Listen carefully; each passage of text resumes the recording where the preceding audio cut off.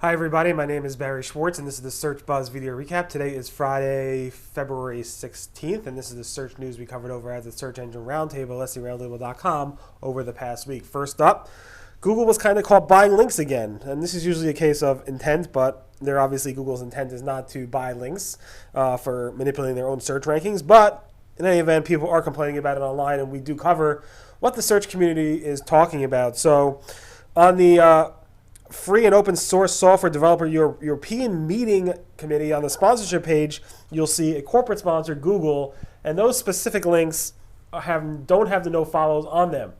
Google has been caught specifically doing these types of things before, again, unintentional. So, for example, one is Google says specifically giving charity in exchange for links is not allowed. And Google back in a couple of years ago bought a link for Google Chrome, another sponsorship. That sponsorship cost them $350,000. Again, it wasn't done for link building. In 2012, again, this dates back into like 2009, 2007. Google used to previously actually penalize themselves when they went ahead and did things, even unintentionally buying links with the intent of not manipulating their search rankings. They've actually done in the past. Matt Cutts actually went ahead and issued penalties for Chrome, for AdWords, for Google Japan, and so forth. I don't know if Google's going to go ahead and penalize themselves for this one, but it's always fun on some level to cover these types of things where Google themselves messes up and goes against their own webmaster guidelines. Google image search made a major change yesterday, and we knew this was coming. We talked about it, I think, previously, where Getty Images, let me just double check. Yeah, so basically what happened, and let me just move this up a little bit. There it is, so I should move that up. But basically, earlier this week, Google, so Getty Images sent an email to their creators, their image creators, saying that going forward, Google's going to make some changes to their search results and the image search, and they're going to remove this view image button and move up this copyright thing. And that actually happened a few days later. We covered this morning, but last night at Search Engine Land, that Google made the change. They announced it on Twitter. Today we're launching some changes to Google Image Search to help connect users and useful websites. This will include removing the View Image button. The Visit button remains, so the user can see the image in the context of the web page they're on, but it won't go directly to the image itself. The Search by Image button is also being removed. Reverse image search still works, though through the way that most people use. So you can see here is the old way. The new way, you can see it's just Visit. There's no Visit View Image. And the image the copyrighted thing has been moved off from the bottom to there. And the other feature has been removed. Lots of people are complaining about this, both on Twitter, in the Google forums. Whenever there's a change in the way Google does anything in search, people complain. Although, because people cannot directly go to the image, they actually have to go to the website and then view the image there. They can't just go to the actual image itself. And some people are saying, hey, this is going to lead to more search traffic, although some people are saying, well, it's actually leading to less search traffic. I still think it's a little bit too early to tell. Google confirmed these changes are somewhat related to the legal spat with Google Getty Images. So we'll see what happens, and I'll be tracking it over the next week or two to see how publishers actually view this in terms of, is it sending more traffic to them, sending less traffic. No matter what you do, the searchers are going to be upset because they're not going directly to the image itself. And it's a change, and searchers don't like change. Google Blog Search's ping feature, which used to be like a feature where you're actually able to say, hey, Google, we have a new blog post here, ping, ping, ping, here it is. Go ahead and index it. That is going away. I don't think most people use it anymore. I know it was built into like WordPress and movable type and different types of things with trackbacks and so forth. It launched back in 2006. But Google's really, really good at indexing, especially with the XML sitemaps. So Google says use those things. The blog search ping feature is going away, or has gone away. So just keep a note of that. It's not that major because most people don't really care about that anyway. Google said they want the timestamps in the search results and the snippets to actually be more accurate. Around the whole Florida shooting, a couple days ago, people were pointing out how the people were writing news about the story that happened literally hours ago, and it was saying in Google that it happened 2 days ago, 3 days ago, and it's not true. And Danny Sullivan was explaining how it's hard for Google to figure out the actual timestamp. It's not always based on first crawl. It could be based off the timestamp on the publisher website, and sometimes the publisher website is wrong, stuff like that. Either event, It's an issue that Google has to work on, and we've been talking about it for probably years now, and Google is aware of it and hopefully going to work on it.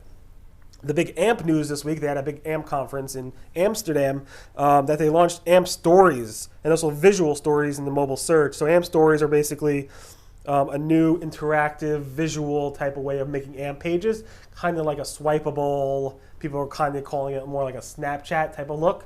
And with that, in mobile search, you have this new box called Visual Stories, and actually goes ahead and it'll actually show you visual snippets of those stories directly in the search results. And there's new developer docs out there and so forth. So definitely take a look at that and see how you can actually utilize that to increase and leverage your search traffic. The new Google Search Console, the beta version, or still beta, has removed the indexed low interest filter, something we covered a few months ago, and it's gone. John Mueller said it was confusing a lot of people, so we removed it. It basically showed you, I guess, the index pages that are low interest to Google.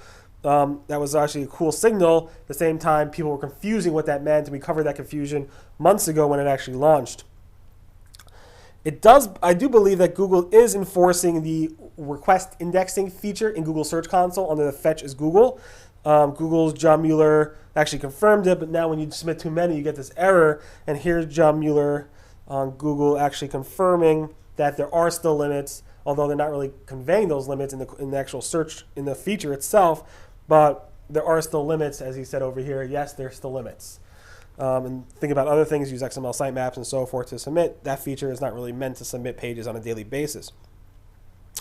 After months and months and months of testing, the people also search for feature where you actually click on a result and go back is actually live. So what happens is if you do a search, and probably I could do it now. Let me see if I could do it right now with you.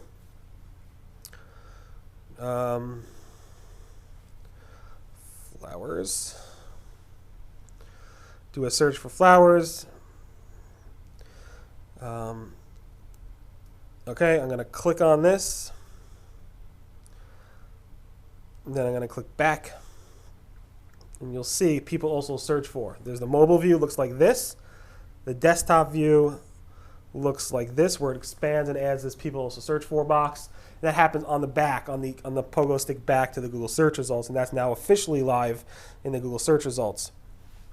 Here's a cool feature snippet that I haven't seen before. It's based on the content from the bottom of the page, but basically what you see here, you zoom in a little bit so you can see it better. What you see here is like a little title of it and then things over there. And that's actually being pulled from the footer of the page itself, which is very, very interesting. And funny, this guy named it. Let me zoom in again so you can see that. This guy named that footer content HTML SEO Ranjas, which basically means HTML SEO farm. And he actually designed that content so that it would show up here in the feature snippet box, specifically by using CSS and different methods to kind of trick Google to show that as a feature snippet. And it did work. I'm not sure if it's working right now, but it did work.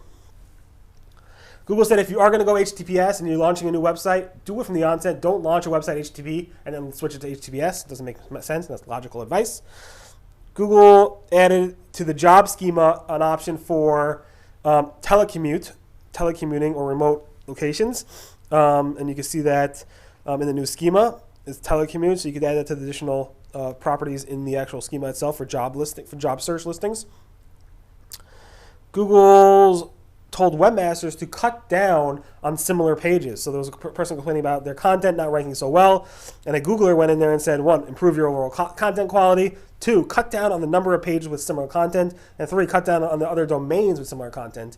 Again, this is a topic that about pruning. Does pruning work with Panda? Does it not? And so forth. And Google said actually you should cut down on content, similar content across your website and across other domain names.